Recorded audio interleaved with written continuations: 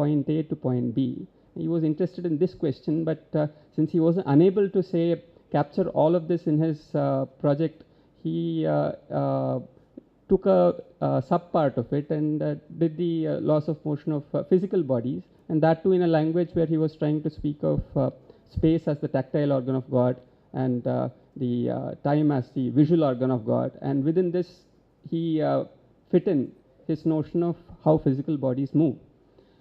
So in that question, say, what was Professor Navjyoti's, say, project for life, in a sense, say, if that is a question that is to be posed, it appears to me, and that too for a number of reasons, that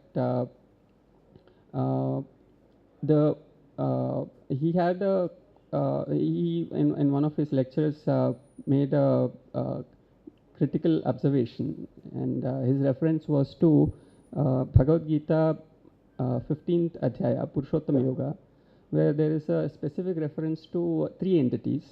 One is Kshara Purusha, the second is Akshara Purusha, and the third is Purushottama. And in modern times, there is a lot of conflating between Akshara Purusha and Purushottama, and several people actually speak as though they are both the same. And Professor Navjyoti was insistent that there is something that needs to be understood there, because we have the first shloka there speaks of an Ashwatha Vriksha. Ashwatha was something which was described as Urthamula Adhasyakam Aswatham. So in fact, this was the motto of Center for Exact Humanities, Urthamula Adhasyakam Aswatham, and the logo was Ashwatha. And the point that was being made there is that the aksharas, which are actually the mula, the roots, they are the ones which actually have the provide the nourishment in terms of the kind of diverse ways that we get to see in Kshara Jagat, which is the world that we reside in. And he refers to Adi Shankara's commentary on Bhagavad Gita and says that Akshara is Maya Bija. So there was a kind of, and he at one point in time when I met him for the first time, I went and sought a project. I was fascinated by Mahatma Gandhi because I happened to, I was fortunate enough to meet Dharampalji in Sevagram Ashram, and I went and asked him, I told him that this is what, and as a national movement in India actually could have 100 years of, say, sustained effort which could have happened, which means at least, say, 3 generations, taking 30 years to be 1 generation. A single project which could capture the idea of 3 generations and bring in all those efforts together. I'd like to learn about what would be that kind of an idea which would take for 3 generations. He looked at me, and this was again in one of those 2 a.m. meetings. And this was my first question. And then he looked up at me and said, why do you talk of a 100-year project or 200-year project? Why not a 1,000-year long project? And then he said that there are quests which are there from within Indian tradition. And he always said, when you look at studying Indian thought, the problem should not be something which is a contemporary issue, which should actually inspire you to study what the Shastra speaks of. There are several inherent questions which require to be explicated and understood to make sense of what our Shastras say. And unless you have a problem which is within the Shastra, you would not be able to have a kind of quest for your own and appreciate it better. And possibly that question of aksharas, which he actually meant are persistent across, say, each darshana. He believed that, say, each darshana, because it actually populates the Kshara Jagat in terms of giving a directed way in which people could live. And since it's a darshana, he always said that even if the existent literature in each darshana could not as well address what it would answer for questions relating to current understanding of discipline in the, say, distribution. As such, Indian thought never had disciplines. That today we speak of interdisciplinary, transdisciplinary, because we have already fragmented it and then, say, try to bring them together. And he said we need to do away with this. One final thing that I'd like to share is IIIT Hyderabad's logo is banyan tree. And they used to, there's an award there called Banyan Award. And I happen to be a student who worked on several institutional, say, growth-related aspects, and the institute thought I'm fit to be awarded this Banyan Award. And when I happened to take that, the first thing that I did was I went to Professor Navjyoti, and he said, you see, now you are actually having your roots below. And that was the moment where I shifted to Center for Exact Humanities. He said, I'd like your roots to actually be Urtva. So Urtva Moola Shaka. So it's the upturning of it that should happen. And in a sense, he also wanted that to happen to IIIT Hyderabad as a university, and also university as a notion altogether, across the board.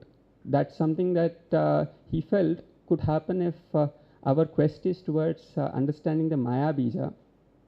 Then all the Maya could as well be overcome. Thank you.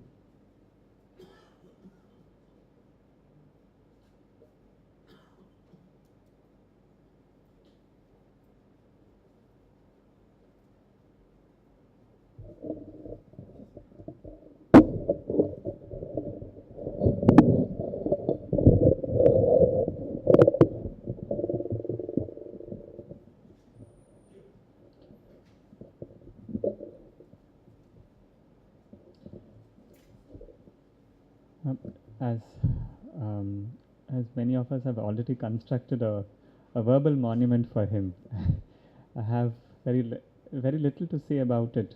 But significantly, yes, I have to mention certain just few words. That what made me, I'm a student of Srimati Leela Samson in Bharatanatyam. I'm Professor C.V. Chandrasekhar and Savanam Balakrishna Ashan for Kathakali. I was working as a assistant professor in Kalakshetra for 9 years, central government job. But I happened to meet Professor Navjyoti Singh just for an interview. I just applied for an interview to try to do my research. It was just a chance that I said, let me give a try. I went, and as a part of an interview, he just asked me one question which made me throw everything, and very next day I was back to Hyderabad since I decided. Just one question in the interview, which significantly perhaps many people have never asked me, is that in India, an interesting or a very pivotal question lies on Tandava. And he asked, who is we say that the Tandava was created by Tandu. And he asked me a simple question, not who is Tandu, but he asked me, what is Tandu? Then he said, if I could work, then this would be the man I'm going to work with.